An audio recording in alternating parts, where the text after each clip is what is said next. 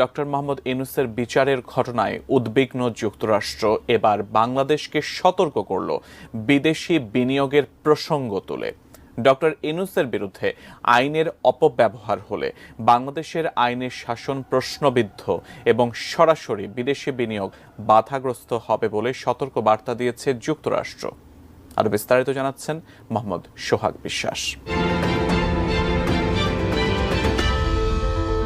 মার্কিন পররাষ্ট্র দপ্তরের নিয়মিত সংবাদ সম্মেলনে ম্যাথিউ মিলারের কাছে ডক্টর ইউনূস প্রসঙ্গে প্রশ্ন রাখেন এক সাংবাদিক।